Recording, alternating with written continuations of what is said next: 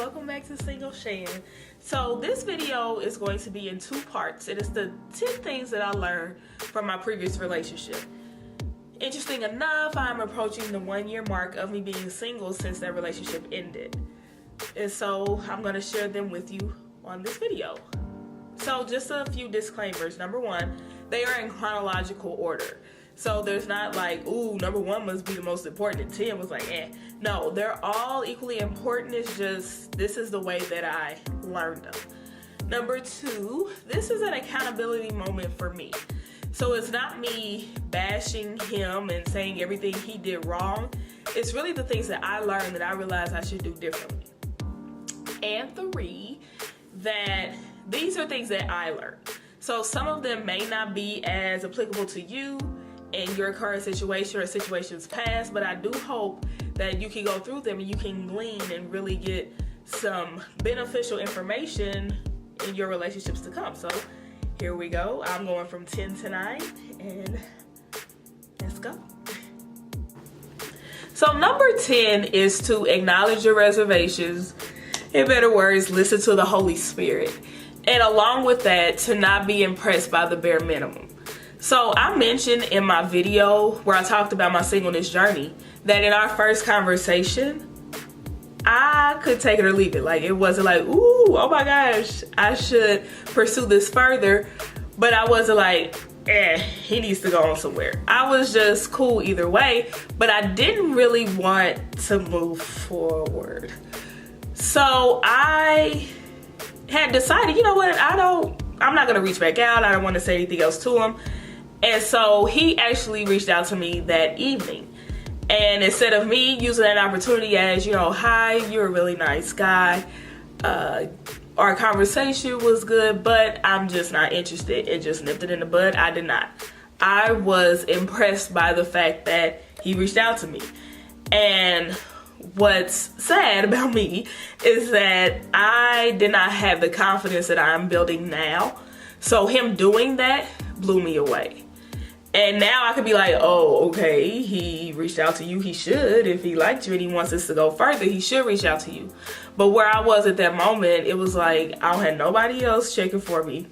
He seems to be showing some interest. No, I'm not 100% sold. And, you know, first impressions are lasting impressions, and it wasn't that great to me. So I should not have pursued it, but I felt like it was the best that it would get for me. So I pursued that and was satisfied with the bare minimum, which is really what guys are supposed to do anyway, just to show you that they're interested. And I didn't have the confidence to say no. I didn't have the confidence to say no to the fact that, you know, being in a relationship, even if it's not healthy, is not better than being single. And I also didn't even just have the concept to say no, because it was hard for me to accept the fact that there could be someone else out there for me. So yeah, always, always, always, always acknowledge any reservations that you have. Okay. Number 9, listen to his family. So interesting story. I went to a family outing with him. It was to celebrate a relative's birthday. And I'm meeting people, being introduced and all of that. And so he introduces me to his uncle. And his uncle said, don't mess this up. So that surprised me, because I was like, what? It just took me back. And I asked him later, I was like, why would your uncle say that? Because it wasn't like it was a nephew-uncle conversation and he told me about it. I literally witnessed this. So I was like, why did your uncle say that? And in front of me. And he said, I don't know. I don't mess up in relationships. So I was like, okay. But it was one of those situations where I knew I needed to really pay attention to that, because it's like one of those situations where if it's his friend telling you something or it's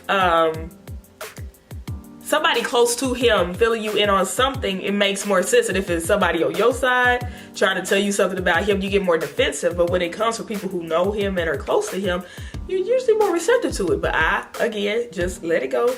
Didn't really trip off of it as much as I should have. It always sat in the back of my mind, but I didn't really hold on to it like I should have. So yeah, if you get opportunities to where his family or even friends tell you something about him that you really wouldn't know about, I would say to proceed with caution. Which leads me into number 8. Ask about previous relationships. So again, I said his response to that was, I don't know, I don't mess up in relationships, which is a gateway to talk about previous relationships. So when I told him about mine, I actually told him the good, the bad, the ugly. I told him about people I actually was in relationships with. I told him about people I dated. I talked to him about things that really didn't look like they were going anywhere. I told him about all of that. And he was not as forthcoming with information. And so I really don't know, even to this day, and didn't know then, what his previous relationships consisted of. Why did they end? Or at least in full detail, because he did tell me every previous relationship that he was cheated on, but I didn't find out all the information that led up to the point of the infidelity. So I would say always be careful if you have someone that is not willing to divulge that information, because you need to know what past experiences were to see if it's something that you run into again, or if you can know what that person has had to overcome to even get to this point. The past is crucial, okay? Crucial. So we have arrived to number 7. And this one is to notice red flags. And not only notice them, but acknowledge them. I would say that the major red flag I ran into was insecurity. Now, granted, everybody has some insecurities. You know, you wish that you were taller, or you wish you were stronger, or, you know, different things like that. Those are healthy insecurities. It causes you to be in a place of maybe improving yourself, or it challenges you to love yourself and see if, hey, I need to embrace who I am. It's okay. But that's not the type of insecurity that I'm talking about. Insecurity that I would say that I ran into was him not believing that I would be faithful. So he had infidelity that he dealt with in his past. Yes, I know that. And again, like I said, I didn't know the full extent of that. However, I had to pay for really what the other women did. And so much that he would constantly accuse me of one day just up and leaving him for a better suitor. So he would compare himself to other people based on what he had or what he did not have, and would assume that I would leave because they had things he didn't. And so it actually really hurt my character, my feelings, because it's like, wow, you think I'm after this, this, and this, and I'm not. And it put me in a position of constantly having to prove myself and defend myself about something that I hadn't even done. And so I will dare to say that insecurities are very dangerous, because they can cause you to get to a place where you are constantly proving yourself when you've done nothing wrong, where your integrity, your character hasn't proved otherwise, but you're constantly having to prove something to a person where they're just believing a lie. And it's exhausting, and it's not fair to anybody who's in that position, and it's very unhealthy. So if you ever see yourself in that type of position, I would say to evaluate the circumstances and see if this is a healthy position for you. Because you should never be in a place where daily you are having to prove yourself to someone when you have already shown who you are. So we have arrived to number 6 and the final gem that I have for this video. And that is to accept when the relationship is over. I struggled with that. And when I say accept that the relationship was over, it's like, if I took the initiative to break up with him, what did I do? Time after time, after time after time, go back and to see if things were different. Accept his explanation of, no, I ain't even on that no more. I ain't tripping off that no more. I would accept that. Get a reminder, boom, that's still a situation. Yes, he's still on that. Nothing has changed. leave, come back, leave, come back, leave, come back. It's so unhealthy. It's like, once the relationship is over, it is over. Don't go back. Now, I do know that there are people who have broken up, taken breaks, gotten back together. They could be married now. Everything's going great. That is not my story. Because if you go to number 10, you can see that I wasn't even supposed to be with him in the first place, okay? So I had to accept that the relationship was over and that was a good choice. But it still had to go back to my lack of confidence and self-love. Not realizing what I was worth and what I needed to really have for myself and be okay with. Now, like I said, disclaimer, this is not to bash him. This is solely my accountability.